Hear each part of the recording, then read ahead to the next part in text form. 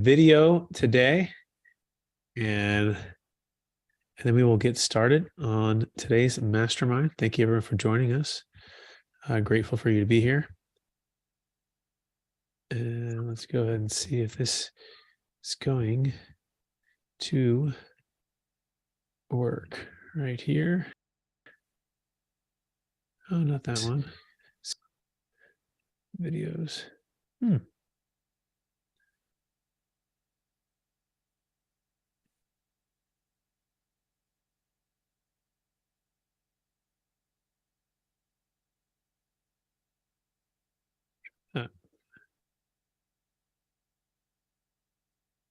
Maybe it won't work. That's okay. Everybody, welcome to another Capital Gains Tax Solutions Mastermind, where we believe most high net worth individuals and those who help them, they struggle with clarifying their capital gains tax deferral options. Not having a clear plan is the enemy, and using a proven tax, an amazing way for you to create and preserve wealth or help your clients, friends, and family do the same. But more than that, to unlock freedoms that perhaps you desire, like location freedom, time freedom, ability to sell your business or real estate or other highly called tax flow and cash flow. I know for some of our clients, it's, hey, I want to diversify. For some of our clients, I want to be out of debt. For some of our clients, eliminating that struggle with the 1031 exchange they don't want to buy. For some of our clients, it's being entrepreneurial freedom, unlocking a piece of capital to be invested into another piece of capital, but at optimal timing, whatever it might be for you. We're so glad that you're here. Here to support you in your journey with the deferred sales trust, or maybe it's a different option as well, buys fund. But during this mastermind, during this master class, we're here to talk about the ideas and also help you overcome different objections that you might have for the deferred sales trust. And in fact, today's topic, it's a number one topic that comes up in every single deal, and it's the dilemma of control with the deferred sales trust. So that is the subject of today's kind of kickoff talk on introduction to what we're going to be talking about today. Is Brett Swarts, and I am the founder of Capital Gains Tax Solutions. I'm also a multifamily broker, investor, and I have the privilege of being joined by some of the comes to finance and real estate and investing with a DJ Jake Miller, who's on the call. Jake, how are we doing today? Doing very well, thank you. And I think by and large, our main goal that we try to accomplish here is educate people. The other day, that the deferred sales trust is the most vetted strategy that your CPA doesn't know about. And so that we're here spreading the good word, right? Exactly. And we do think it does take some belief, because oftentimes people believe it's too good to be true. So it does take some faith and some in what we do in the strategy, but we do believe we have the evidence and the track record close to over 30 years now.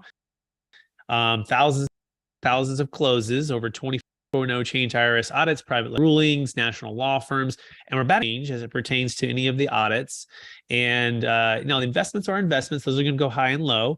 But our goal is to help you see how 25 to 50% of your gain that would have been taxed can be deferred. Up to 100% of your capital gains tax can be deferred by using the deferred sales trust. But more than that, again, the transformation that we really believe in, which is the difference between a lot of other strategies that provide some freedoms, but not as many as the deferred sales trust. And so let's talk about the dilemma of control. In fact, I actually had Chat GPT write a story, right? And this is a story I want to share with you. And I want to pull out some of the themes that we've seen over the years. And I said, hey, write an ebook story in the first person view that highlights the emotional pain of having a highly appreciated asset that is subject to massive capital gains tax and taking up their time, their energy, their stress, and how the deferred sales trust helped them overcome their problem. Write it in the tone and style of John Maxwell. For those who know who John Maxwell is, he's one of the top leadership communicators in the past 30 years. He's world class. I've had the privilege of seeing him speak in person, read multiple books. He just came out with a book called, I think, The 16 Laws of Communication, and where he dives in. I was listening to a podcast about this morning, and he talked about the number one thing for communicators is to make sure that you're connecting with whoever you're speaking with. In other words, you're sitting in their shoes and you're really understanding where they're coming from. In other words, get over yourself or get over the thing that you're proposing or the product that you're selling and really try to step into the shoes. And so I'm trying to take this approach here by having ChatGPT help me. And so I want to tell you a little bit of this story and tell me what you think. And we're going to have a little fun with this. The ChatGPT titled this, The Unexpected Toll, a journey from tax overwhelm of the deferred sales trust. Number one, chapter one, the problem. And these are like, 2-sentence chapters. It won't be very long. It says the problem. I was blessed with with a fortune early on, a commercial property that I had invested in and blossomed into an asset of remarkable value. It wasn't merely a piece of land anymore. It was a gold mine. Yet with this prosperity came a burden, a challenge that I was ill prepared to face, the daunting specter of massive capital gains tax. And for some people, it's not just land, it's commercial real estate, it's a primary home, it's cryptocurrency. But in other words, they've made it really well. They've built it. Maybe they caught some luck and they invested well.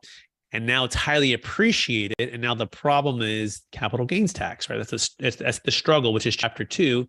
Day by day, this financial obligation consumed my energy and time. In fact, we just closed a deal in Idaho, and this is the exact theme for a client of ours who had 5 mobile home parks. He was working a W-2 job, and he went to a seminar about 10 years ago, and he just started to follow the method of buying mobile home parks. Well, he built that up to a $10 million portfolio, and he goes, Brett, I had achieved financial freedom, but my problem was I had the sleepless nights. I had the burden of managing the managers, and these sleep at nights became a ritual as I combined through the endless tax documents, regulations or changing your tenants and things through COVID.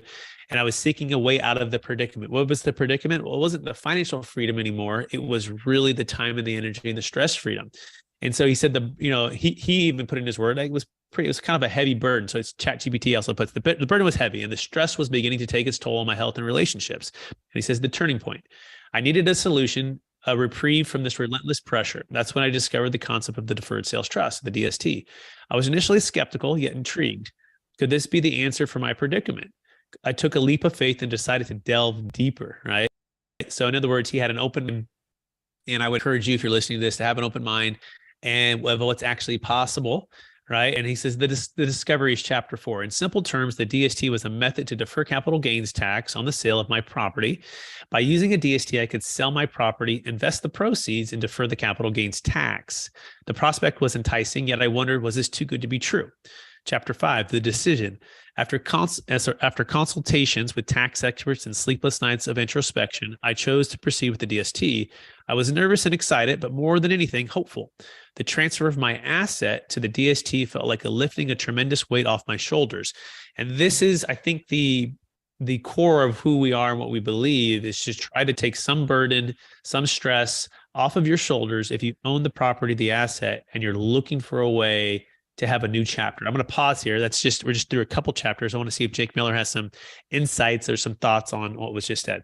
Yeah, so this is a chapter out of the book, and it's a very exciting chapter of financial freedom, where essentially this individual from a W-2 job implemented something that allowed him to be the proud owner of a $10 million aggregate of mobile home parks. But being the proud owner of something of such great value also made him a slave to the life of a landlord. The headaches of all the tax returns, all the accounting, the headaches of fixing that toilet, fixing that apartment, modeling, the headaches of dealing with city ordinances, politics, and life was wonderful economically, but horrible from quality of what he wanted to do. Now, he was able to get out of that because of the deferred sales trust. He was able to actually diversify his underlying assets or move out of what he actively participated in. And these are probably the next chapters, and I'm leading ahead a little bit. I'm ruining the rest of the story here. But eventually, because of the deferred sales trust, he has a happy ending. Yeah, let's continue on, right? But those are all good insights there. So the outcome, the transformation was remarkable. My stress eased, my sleep improved. The time I once spent fret was now spent on things I loved. And I think this is really true for our clients. They get more time is the biggest thing. And sometimes they don't know how much stress it is. I think it's for any of us, right? Until we're on the other side of whatever the thing that we've been in a consistent habit of for many, many years. It reminds me of Warren and Catherine, another 2 clients of mine, and Warren shared his story about 2 months ago here on this webinar or mastermind. and he was driving about 4.5 hours from the Bay Area, or actually he wasn't living in the Bay Area. They were living on the other side of near like Reno, Nevada, and having to drive into Sacramento. But the point is that drive and that stress was taken away from the time he could spend with his twin daughters. And so he says he was, trading the two T's, his twin daughters, for toilets, trash, tenants, termites, right, and all of that. And he's going, for what? We've owned real estate for 30 years. We've 1031 exchange, which we were taught to do. We had no real inclination to sell. Our cash flow was doing great, but it was what the DST could do for their time and energy as a family. And so the transformation then was remarkable. And I had known them for 15 years, right? And have been talking about the DST for about 8, and then really got even more serious as we closed more deals. And then I was able to represent them and sell. But the point was, he talks about his stress and how nice it is now to not have to think about it anymore. And although he loved the property, he loved working with the tenants, he actually, the burden wasn't so much, oh, I dread working with the tenants. He actually really enjoyed the tenants. He found the property was more like, a labor of love. And he actually, part of him enjoyed, improving the property or fixing things. Like it wasn't so much that as it was his time that he found that it was taking away from the family. And so it could be different for everybody, but by making the shift to the DST, I had not only deferred my capital gains tax, but also reclaimed my life. Now, these aren't his words. This is the Chat GPT, but I'm just kind of weaving in some of the things that we've seen with our clients. And so chapter 7, the reflection. Looking back, I'm grateful for the journey I embarked on. The path was rough, yet it led me to a better understanding of my financial responsibilities and possibilities. For Warren and Catherine, by the way, their NOI was $120,000. With the deferred sales trust, we're estimating the cash flow to be about $190,000. Except less stress, obviously, more diversification, more cash flow. For them in particular, they were owning in California, which has, in the last 10 years become harder and harder and harder to be a landlord. And so it was a big thing for them. So as I share my story with the hope that others facing similar challenges might find solace and solutions in the deferred sales trust. In the end, it wasn't just about managing an asset. It was about learning to navigate the storms of life with grace, knowing, and a little bit of trusted advice. And so, Jake Miller, what do you think? Anything else? Is that a good way to kick off these masterminds with a little bit of Chat GPT's help and weaving in some client stories for some inspiration? I think it is very helpful. Also, because a lot of people nowadays are going to Chat GPT for everything. It's kind of nice to see what Chat GPT is saying about the deferred sales trust. Now, again, we want everyone to know that if you can't find your answers in regards to the deferred sales trust, that's why we have this call every single Friday. And we often share a deal story of the week so that we can make it real. And when I say a deal story of the week, or a past deal that we've had, so that through other people's experiences, you can relate. And then maybe even we can prompt some questions, because the last half of this call, we always do Q&A. And that's what we're here for, again, to educate, let you know what's available. And should you be having that highly appreciated asset of yours, if you're going to put it up for sale, or should you be having the highest transactional event of your life, and you want to know if the deferred sales trust is right for you, there are a few qualifying items that we go through with clients, Brett, to see if it is right for them. And what are those items? The first thing would be, we want to make sure it's a big enough gain. You have a big enough gain and a big enough net proceeds on the transaction. And the key is, what we're solving for is capital gains tax, right? That's the challenge. And that we want to provide the solution, which is the DST. So it needs to be a big enough gain, and that gain will determine your capital gains tax. It's typically somewhere between 25 and as high as actually 67% if you're a C Corp. Kind of hard to imagine that you'd be taxed that much, but most of the time it's about California, about 37 minimum to 40 is a good range. Depending what state you're in, it could be as low as 25, because guess what? Some states don't have the income tax portion on the capital gain. So first of all, defining what is large enough to make sense to have the trust set up, the costs associated, and the investments. That'd be the first one. Jake, what would be the second one? Someone might just discover if the deferred sales trust is a good fit. So you talked about the size of the deal or the size of the tax paying, right? The next would be, what are your goals and objectives with the proceeds? What do you plan to do with the money when you sell that big asset, right? And again, if you're looking to diversify the underlying assets, if you're looking to grow your net worth, if you're looking to reinvest, the deferred sales trust is a perfect financial tool for you. Now, if you're looking just to cash out and spend all the money on a world cruise or on a $3.5 million Lamborghini or something that is not business related or investment related, then the deferred sales trust, that is not an appropriate use or an appropriate goal or an objective to use the deferred sales trust with. And the reason for that, by the way, is the government gives us these tax deferral strategies in order to stimulate and grow the economy. That's the main force. Like, how do we keep money flowing and moving that can go back into businesses or investments that actually will create more jobs, which will actually create more tax revenue? So if you think about it, the IRA or the 401k or even the 1031 exchange, the main reason for that, as far as the government is concerned, is they can't force us to sell. They can't force us to invest into our retirement and save, but they can encourage us through tax incentives. And those tax incentives, guess what? Go into the stock market, go into real estate. Also encourage companies to reinvest and to grow. And as they grow, I guess they're going to hire more people typically. And when they hire more people, it's going to create more tax revenue. And so this is the flow and the study of macroeconomics. And so the deferred sales trust is kind of like an IRA, kind of like a 401k, kind of like a 1031 exchange, but it's specialized for highly appreciated assets. And what are those assets, by the way, Jake, just in case someone's wondering, is it just real estate like a 1031, or is it, what other assets can be used for this, Jake? We get a lot of clarifying questions about the assets and essentially anything that shows up on your balance sheet. And it might be your personal financial statement side of the balance sheet. It might be your business balance sheet.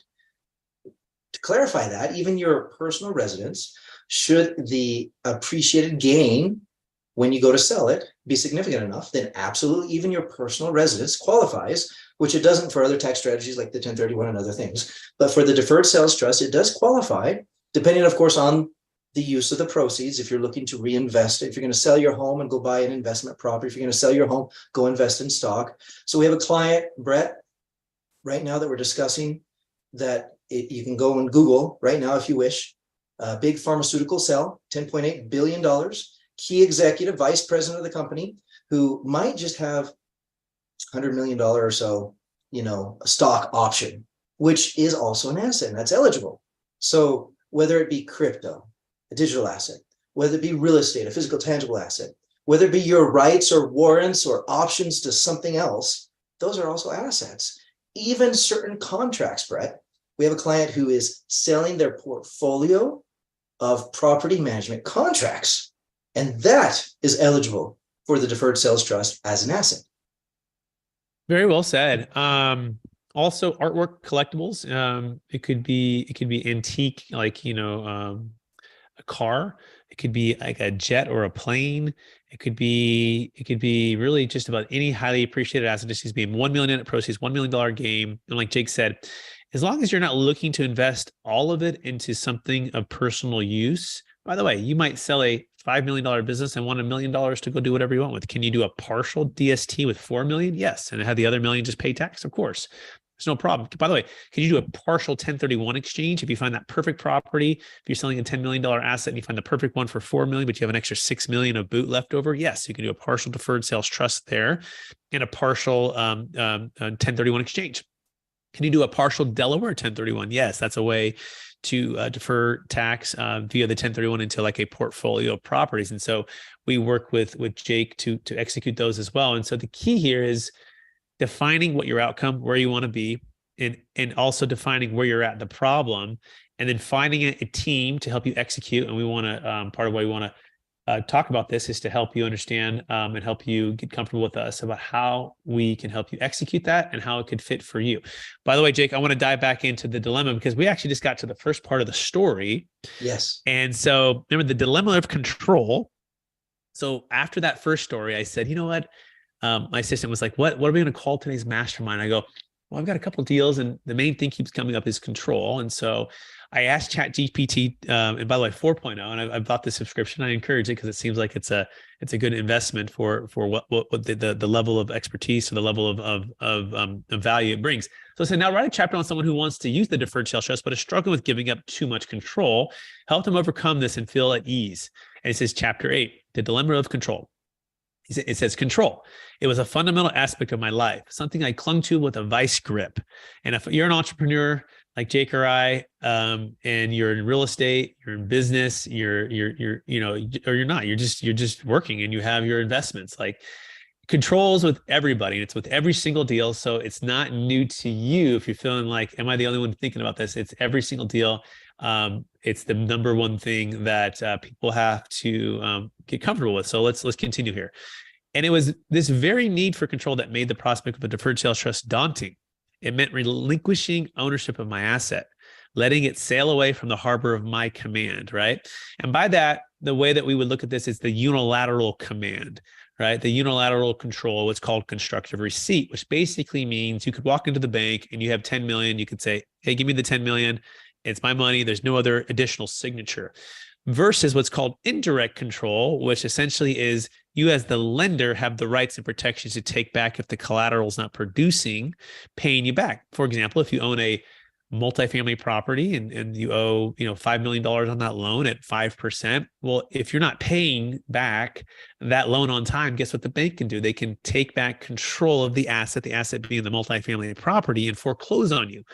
So the idea is it is still control. It's just indirect control. And it's different for most of us because most of us are not in the banking industry, nor have we gave loans before, especially as it pertains to loaning on this highly appreciated asset that we've built blood, sweat, and tears for 5, 10, 20, 30 years. And so the struggle, which is chapter 9, the thought of someone else controlling my hard-earned asset was unnerving. The dilemma kept me awake at night, a relentless question spinning in my head. Could I trust the trust? Or in other words, could I trust the trustee? For those who haven't caught on yet, my name is Brett Swarts. I'm the founder of Capital Gains Tax Solutions, and I'm the trustee. So I would be a part of the potential team to help you execute on this deferred sales trust. Doubts clouded my mind, painting a picture of potential loss and regret. Chapter 10, the revelation. During one of my consultations, a tax advisor, sensing my discomfort, said something that struck a chord. He said, trust isn't about giving up control. It's about choosing who to control what. His words echoed in my mind, and I realized I was not losing control, but reallocating it. And I think this is so key, and I want Jake to opine on this, because guess what? If you've ever done a 1031 exchange before, guess what you did? You reallocated that control. If you've even invested with a financial advisor into securities, guess what? You reallocated some control. Now, is it different? Yes, because the ownership is different. That is true. But Jake, could you talk about just the reallocating of control, regardless if somebody sells a $10 million asset, pays $4 million of tax, and has $6 million left over and shows up for you to manage the money, versus 10 million with the trust? How would you help someone, feel a little more comfortable with just relinquishing that control, Jake? Well, and I would just remind people, similar to what you've done, all the various other scenarios that people relinquish some level of control. And when you're looking to achieve a greater outcome or a bigger benefit, oftentimes the level of control you have to relinquish is higher. So if you're doing a 1031 exchange, there's a qualified intermediary for a period of time. If you're working with your estate planning attorney and you are doing your estate work, you might have an irrevocable trust, which has a trustee that you are delegating authority and rights to. Even within a corporation, if you are the owner of a corporation, you might sit on the board that you might delegate to a CEO, a vice president, you might delegate to a CFO, you might delegate to a COO authority, signatory authority, that allows them to expense on your behalf or to work and to engage in contracting on your behalf. Similarly, with the deferred sales trust, you are providing that level of responsibility to a trustee simply so that this individual can act as a fiduciary. And this individual is not able to fully take on the role of a fiduciary unless they have discretion, meaning that they can independently make decisions on your behalf. Now, at the end of the day, a trustee, I would compare a trustee most accurately in my mind to that of a COO, or Chief Operations Officer of a corporation. And I deal with a lot of companies, and so that's like very intimate for me to align what a trustee does for you with what a COO does for you, in the sense that daily operations, daily activities, contracts, signatures, investments, moving things here, moving things there, that's what a trustee is going to do for you on your behalf. And they do it in the name of the trust, because they are, when the IRS looks at this structure, and again, this is critical so that you get the tax benefit, they are the person that the IRS would look at on the tax returns and on the formation documents, and as well as, all movements of money that are agreed upon prior. And in fact, some scenarios, Brett, there's even like a dual signature process, whatever, but that's what a trustee does. Absolutely. And a couple of that too, the 24/7 access to view the funds and the investments online, using a third-party financial advisor, Jake Miller, securities professional. Funds are typically held at TD Ameritrade, Charles Schwab, or third-party banks. Also, the ability to joint venture partner with the trust, where you're the managing member of an LLC that partners with the trust to go into another real estate or business venture. It's all of these things that are in place where I guess you can call them either mechanisms and or safeguards to keep transparency, to keep accountability. Another one is a third-party tax preparer who reviews the entire P&L. It's actually like a corporate business trust is a good way to think about this. It's actually a business trust, and this corporate business trust has its own corporate business trust tax return. And so there's a lot of eyes and ears along the tax attorney working with your CPA. All of these groups, it's sort of like a family office type of environment. Now, is it a third party unrelated trustee? Yes, that's part of what keeps the integrity of this working. Of course, you want to get to know me and talk with my references. Of course, we have all of that, but that's, I think, really well said, Jake. I'll move on to these last three chapters. It's called the decision, the outcome, and the lesson. So chapter 11, I decided to change my perspective and focus on the potential benefits of the deferred sales trust. I did my research and found a reputable trustee with a proven track record of protecting and growing assets. Gradually, the idea of the DST started to feel like less of a threat and more like an opportunity. And I would hope as we communicate and explore and be transparent with a lot of these masterminds in our community and everything that we're building here at Capital Gains Tax Solutions, that you would indeed see myself, the trustee, and our company, and Jake as assets and not liabilities, as a part of helping you grow your wealth, helping you to exit. And by the way, you could have the best and most amazing team. Then Jake and I are great team players. We weave into that team to grow it together. And that's the key, depending on the needs and depending on the level of how active you want to be versus passive. The deferred sales trust is flexible, and so are we, right? Which is great. So the outcome, chapter 12, the decision to proceed with the DST was a turning point. Yes, I had to give up direct control, or in other words, unilateral control. But in doing so, I gained peace of mind, financial stability, tax deferral, and more time to enjoy the fruits of my labor. I think that's so key, right? The time is the one thing we can't get back. And if you have an opportunity to enjoy more of your time and your energy and your wealth, what can this mean for you? I realize control is not about clutching tightly, but understanding when to let go. And the lesson, the journey taught me a valuable lesson. Control is as much about trust as it is about command. And sometimes to reach new heights, we must let go of what we hold so dearly and trust the process. In fact, Stormy and Jeremy, they sold she's a like an ER nurse at the Mayo Clinic in Arizona, and talk about helping and being able to work as a team and trust people, because she's helping people like with their lives, right? And so she really said a quote when she shared it on our YouTube channel, her story of the deferred sales trust. She talked about trusting the process, right? Obviously doing your research, asking the questions, getting comfortable with who we are, what we do with the deferred sales trust, how it works, but trusting the process. And so with that, I also want to pass a question to Jake, kind of like the tree falls in a forest and no one hears it, does it really make a sound? If I have a $10 million asset or $100 million asset, and I'm about to pay $40 million of tax on, and I'm concerned with control, on the 60 million would be unilateral control, and then 100 million in the trust, right? So that extra 40 million working, right? So am I really giving up the control that I think I'm giving up if the full 100 million's in the trust? In other words, I'm just trying to think of choose your control, right? The government, we follow the tax code and follow the rules with the deferred sales trust, is essentially saying, as long as you don't have unilateral control, that extra 40 million can work for you and your family and build wealth. The other 60 is going to take up living some control. So maybe connect those dots there. Any thoughts on that? Just that kind of choose your control, pay the tax and do it. Go ahead. What I'm hearing, Brett, is that we're giving the government control over the 40 million right away, so that we can retain 100% absolute micromanager control over the 60. Or we delegate certain levels of control over the 100, but the 100 continues to work for us and our family.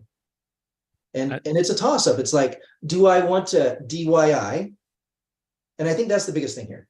If you want to DYI, you might end up with 60 that you can DYI, and you're allowing that 40 that doesn't have to go to the government yet, but you're allowing that 40 million to go to the government now. Whereas with the deferred sales trust, we're able to retain the 100 and keep it working for us, with the caveat that we're delegating control to a trustee. And that allows that 100 million to continue to work for us and our family and our legacy and our employees and all those that we influence in the economy. And again, back to your original point of these tax loopholes or these tax strategies are here to help spur economic growth within the community. That's why they exist. That's why the government allows these things to happen, is so that we can keep the money working in our communities and within our businesses, so that our employees continue to get bigger paychecks, so that we can continue to buy more product, and so that GDP continues to move. All right, so I'm going to get practical here, right? So this is an actual text from a potential client and about control, and he expressed some of his reservations as it pertains to control. And so I said, it sounds like you have reservations and don't like the lack of control the DST ultimately gives you, the way he understood it, right? I said, here are a few ways my clients who felt the same way regarding control were able to choose the DST with me and now feel great about how we work together. Number one, they spoke with other clients of mine before they closed who had concerns with control. And so for anyone listening out there, if you're looking at this with us, guess what? We have a list of clients, and once you're engaged with us on a conditional basis, we're happy to share those clients with you, so you can hear directly from them, their experience prior to closing, and post closing. And Jake and I both have those as well, right? Number two, they spoke with the creator of the structure. So one of our strategic alliances, or the creator of the structure, he's the one who defends against the IRS. They can speak directly as it pertains to this, and more than that, the things that we have in place to make sure that you're as comfortable as you can be without having what's called constructive receipts. So it's just another resource for you there, right? Number three, they mapped out a game plan with the financial advisor, Jake Miller, right? In order to know exactly where and how the funds are going to be invested.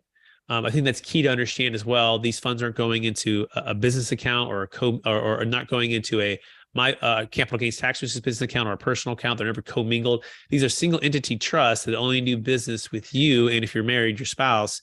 And the funds are typically opened up at like a big third-party bank, and or like a TD Ameritrade, Charles Schwab, where Jake is a financial advisor. So we map out exactly the timing of where and how the funds will be invested. Not only that, but how they'll be transferred from the exit. Okay. And then also sometimes it's mapping out into commercial real estate. So you may not be as excited about the stock market, at least at this time, but you want some diversification. And so we're going to diversify some of it into real estate, some of it into the stock market, some of it into the bank, some of it into T-bills right now, paying 4 to 5%. In other words, diversification in multiple parties is going to help, I think, de-risk the entire structure. And the last one is they mapped out an investment plan for their own real estate or own business venture, using the joint venture LLC structure, which essentially is kind of like checkbook control, if you will. Now, the investments need to be looked at and essentially underwritten prior to all of this happening. It's not like you can just hang out there and not have an investment. So as a trustee, I still have to review that, but we can review that before anything closes. And so that's it. So happy to go over all of this with anyone who's interested. That being said, I'd like to open it up for questions now, comments, and maybe anyone who has a live deal too. We can talk. So, and Rebecca, by the way, nice to see you. How are you doing there in Truckee, and is the snow finally melting now? And Rebecca is one of our strategic alliances. She's a luxury realtor up there. Rebecca, how you doing? I'm doing great, Brad. Yeah, snow's finally melting. Just depends on where you live in the community as to how much snow you still have, or if you still have any. Yeah, things are good. Have family in town, so just taking some time to make sure I catch up on my DST info. Any little tidbits I can grab. Anything stick out for you on today's talk? I guess discourse between Jake and I. I think the biggest hurdle is still what we talked about, and that is definitely dealing with the dilemma of control. And I think you answered a lot of those questions. I think that is the biggest hurdle that I've come across when talking to people about it. So yeah. Yeah. And by the way, sometimes we can say, and you can still go through all this, but it does take that action. I call it riding the bike. We have found that there's no one's ever going to be 100% comfortable with 100% of something when it's so brand new and there's such high stakes until you're riding the bike. First time you ride the bike, the motorcycle, flying the plane, speak on stage, you start that company, do that remodel, do that first 1031 exchange. It's so new. And the difference here, it's just high stakes, right? If it's lower stakes, we don't mind if it's new, but it's higher stakes. It's part of what we love what we do. We think the stakes are high, and we're part of our core value is being great stewards with the opportunity to serve you and your family and to connect with really amazing people that can help execute this business plan. But if it wasn't for the tax, none of us would be here. But the fact that there is tax, we are here. So that's great thoughts, Rebecca. Any particular questions that you have on anything that I said that you want me to clarify that perhaps it could be helpful? No, I think really what hit the spot as well was just being able to talk to people that are utilizing the DST, just like in real estate or financial advising, being able to talk to clients that are utilizing it so that builds that extra sense of trust. To me, that's one of the biggest things that you talk Yeah. about. So we're going to ask ChatGPT. In fact, Gordon had a great idea here. And Gordon, here we go. I'm going to ask ChatGPT to create an introductory letter for a prospective DST client. So create, you ready? And Gordon, and remind me, Gordon, are you selling, what are you selling? Where are you from? We'll do it for you. We'll do it for Rebecca.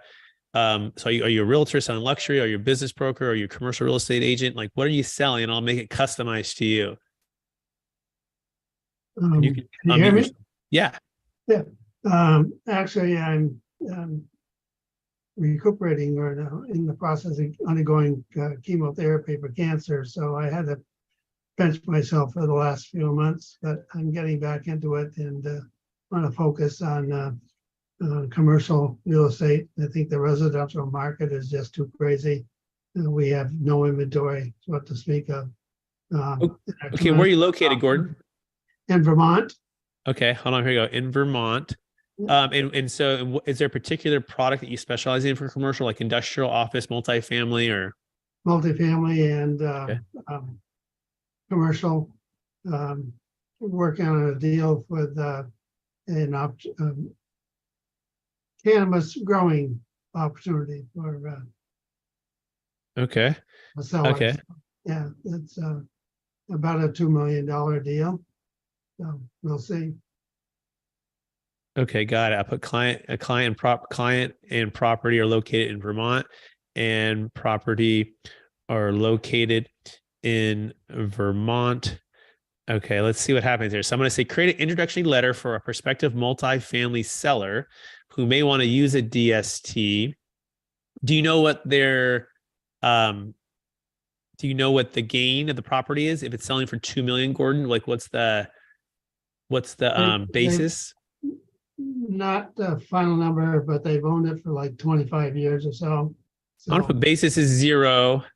I'll Yeah. put owned for over 25 years. Any particular reason why you think they might want to sell? They want to move to California to be close to family. Okay, there it is. Seller wants to sell so they can move to California and be close to family. Client and property are located in Vermont. Huge capital gains tax. Okay, this will be fun. All right, I'm going to click on that, and then we'll do one for Rebecca. Let it do its work here for a second. That's interesting, Gordon. And I wish you all the best on your recovery. How's everything going there? One day at a time. I'm making progress. My doctor's pleased with my numbers, so that's encouraging. Yeah. So yeah. Well, we wish and pray for all the best and quick recovery. And how long have you been in Vermont? since day one. Since you were born, huh? Right. I got licensed actually in 1973. Then I took a detour in IT support. You get to a certain stage and they, realize they can hire 3 kids out of college for what they're paying you. I got back into real estate back in 2004. So it's been a fun. All right, here we go. ChatGPT is ready. You ready, Gordon? Yeah. All right. Dear client name, trust this letter finds you well. My name is Gordon Miller, a trusted commercial real estate specialist, trusted commercial real estate professional specializing in multifamily and commercial properties for owners such as yourself. I understand you have been the proud owner of a multifamily property in Vermont. I think it's multifamily for over 25 years, a testament to your foresight and astute investment abilities. Owning an asset that has appreciated significantly over the years can indeed be a double-edged sword, bringing with it substantial capital gains tax obligations. This is particularly the case if the basis is zero, as I understand it to be with your property.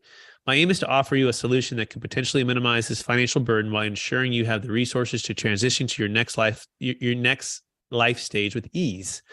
Given your plans to sell your property and move to California to be closer to your family, I believe a financial strategy known as the Deferred Sales Trust, DST, may be an excellent option for your consideration. This strategy offers a method to defer capital gains tax on the sale of your property, potentially freeing you up more of your capital for your upcoming move and future plans. I understand that this may be a significant decision and one that may require a deeper conversation and analysis. Please allow me the opportunity to present how the DST might fit into your financial picture and answer any questions you might have about this strategy. Your next chapter in California should be about making memories with your family, not worrying about tax obligations. I'm here to help facilitate that transition for you as much ease as possible. Please feel free to contact me at your earliest convenience. I'm looking forward to assisting you with this journey. Warm regards, Gordon Miller. Gordon, what do you think? Wow, that's amazing. It's incredible. All right, I'm going to copy this. I'm going to put it into the chat so everyone has this. Does anyone have any comments on that, what ChatGPT 4 just did for us there? Anybody? You want to give ChatGPT a round of applause? I think it's fun to play this game in the sense that ChatGPT as an AI is pulling data from everywhere out there. And it shows how aligned we are with what we're educating people with. And we're not as smart as AI, I would say. Right. So anyway. Yeah. And I think it leads into the dilemma of control with the DST. It's the dilemma of, choose your control. You can have the Vermont property and the tax and the burden of owning and feeling like you got to hold on to the thing or do a 1031. That can control your time and your energy versus what you want with the freedom being moving to California to spend time with family, grandkids, be on the beach, travel, new place. Like choose your control, right?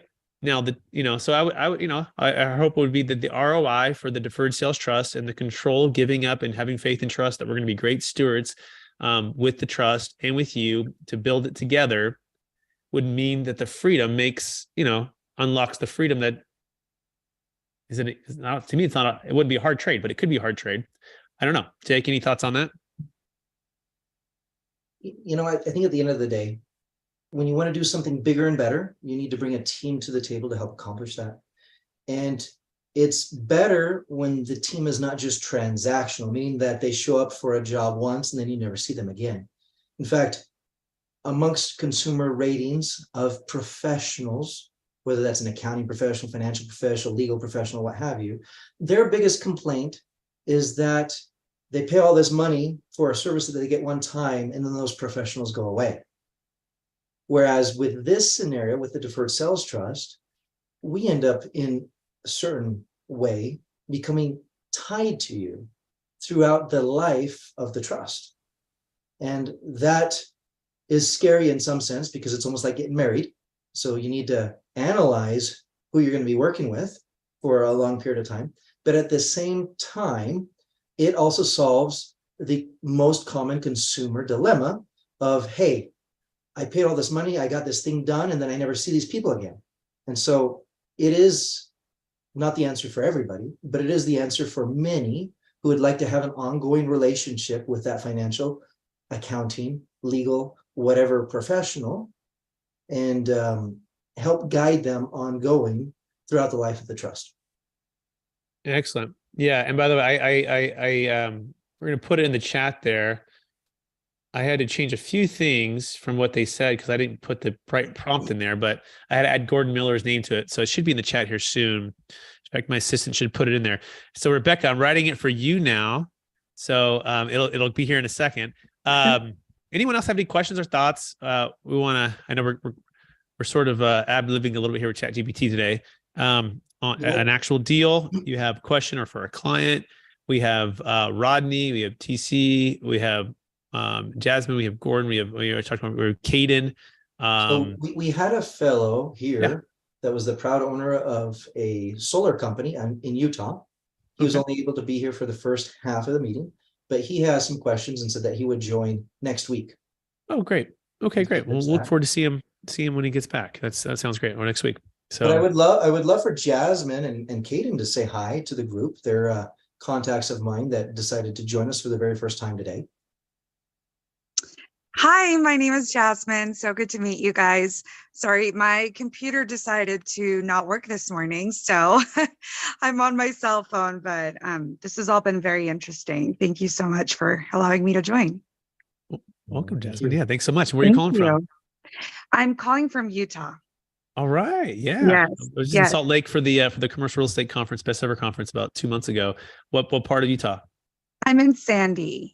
Sandy, and I'm originally from New York. So sometimes, Utah, I love Utah. And it's interesting that you guys have someone joining within the solar industry. It's something that I've definitely been looking into as of late. So it's a very lucrative business. What part of New York are you from? Queens. All right, cool. When did you move to Utah? That's a big change, yeah? It really is. So I moved to Utah when I was in high school, and I went back to New York when I was probably about 19, 20, and I didn't really last. I didn't love it. It's very different growing up somewhere, then you become an adult, and then you move back and you're just like, yeah, this isn't for me. I get it now. So, for sure.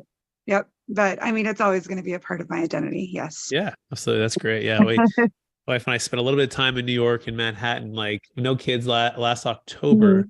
And, Manhattan's also different parts. New York's so big and so different everywhere. My good friend lived in Queens, and then Astoria, something. Astoria. Yeah. Yes. That's where I'm from. Oh that's my gosh. funny. That's so funny. Yeah. So he lived there for like 10 years.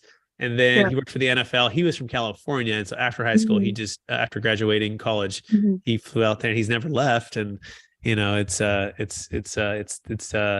works for him. I mean, he's now in Manhattan, and he, takes the train and goes to the corporate stuff. So, but works for the NFL, which is cool. He got me a free ticket to the Super Bowl about 3-4 years ago, which is really cool. But nice to meet you. Yeah, nice to meet you. It's great to meet you. Thank you. This has been very informative. I'm happy to be a part of this. Well, happy to have you again. Yeah, thanks so much. And then was there Clayton too? Was the other one, Jake? Caden's a little bit closer to you. Well, it kind of depends, but are you in California or Florida today? Yeah, we're in California today. We're staying and vacationing here with the family. But St. Augustine is our new headquarters as of this year. So, but yeah, Caden, where are you located at? Oh, you're on mute.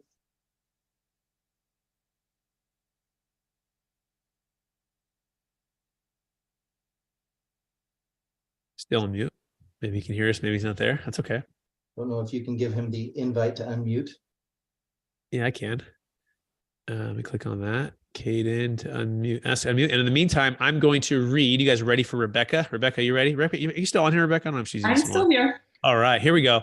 All right, dear, give me a client name, Rebecca. Who's like the big client you're trying to help out with? Or Caden, are you ready? Caden might be ready now. I see his video there. Is Caden ready?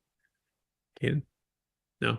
Okay, here we go. Dear Mr. Lake Tahoe, Miss Lake Tahoe, who've owned the property for many, 20 years, right? I trust this letter finds you in good health and high spirits. My name is Rebecca, a seasoned real estate professional specializing in luxury properties within the Truckee and Lake Tahoe areas.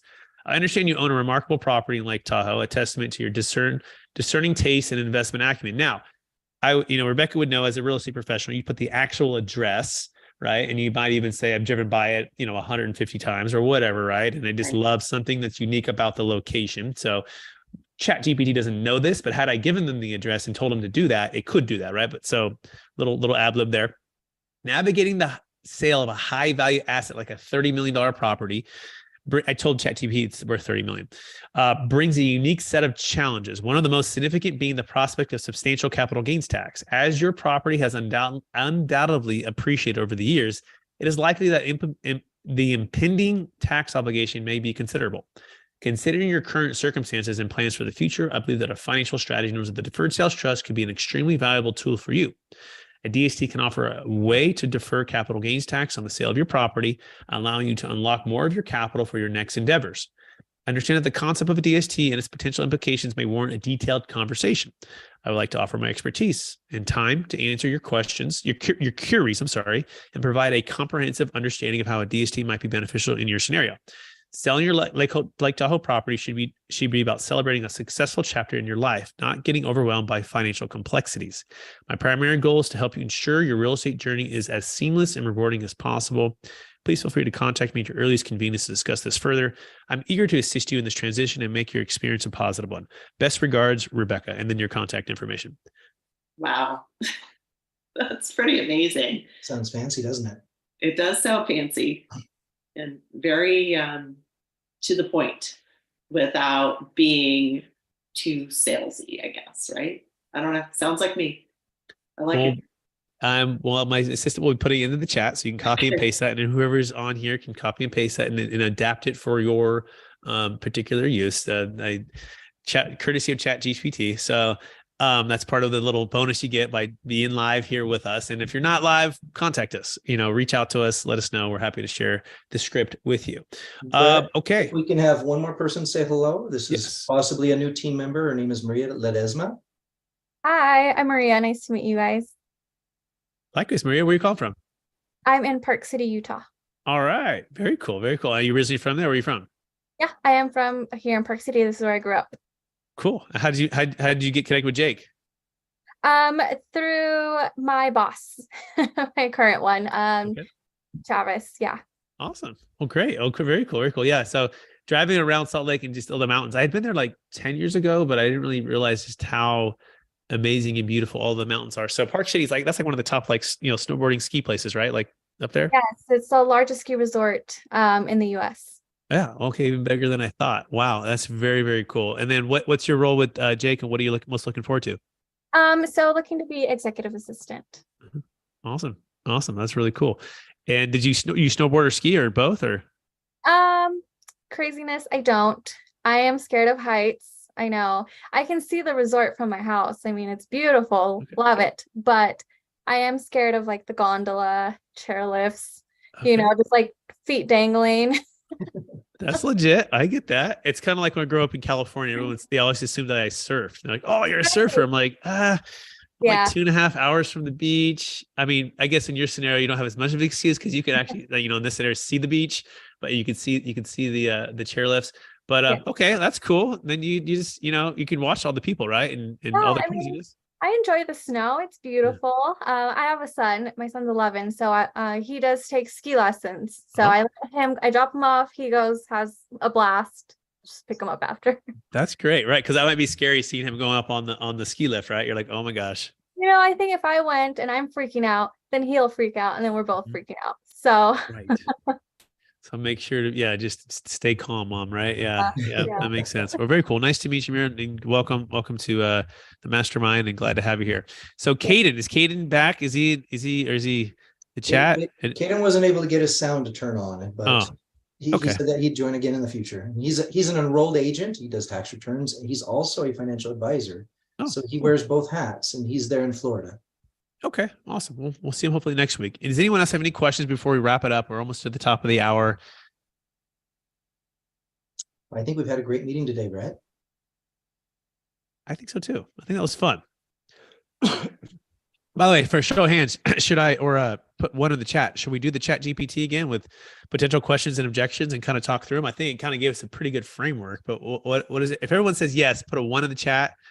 If you're not sure, maybe put a 2. But what do you guys all think? Yeah, we got some ones. So we got at least 2 ones, 3 ones. Okay, cool. Jake, what do you think? Well, I think it's definitely fun. We should do it. Okay. It's validation is what it is. Yeah. Yeah. And I think it also helps us articulate what's, the emotions or the thoughts that we have and then address them. So they're all valid, right? When it comes to the dilemma with control, but like anything, it just takes this time and it takes getting to know each other. So, okay, great. Well, I want to thank everybody and I want to ask Jake, people want to find you. Where can they find you? Absolutely. Strategictaxsolutions.com is a website where you can actually book an appointment. And if you like to call, instead of just booking online, you can call us at 1-800-773-1848. Excellent. And if people want to get in touch with me, go to capitalgainstaxsolutions.com. That's capitalgainstaxsolutions.com. Look for the new book. Just got released about 4 weeks ago. It's called Building a Capital Gains Tax Exit Plan. And it's on Amazon. The Jake Meller's in the book, as well as Kevin Harrington from Shark Tank. I got a couple of chapters too, but it got hit #1 bestseller. Pretty cool. So we're excited about that. I think you're really going to enjoy that. So pick that up and then go to capitalgainstaxsolutions.com if you want to get started with your deferred sales trust or join our mastermind or get connected with us. Thank you so much. Promise to do better next time. Brett. Congratulations on having the book hit #1 bestseller. Oh, thank you. And congratulations to you too, because you're a co-author, right, in the book. So it's a good thing. Anyway, we'll see everybody next time. Bye, everybody.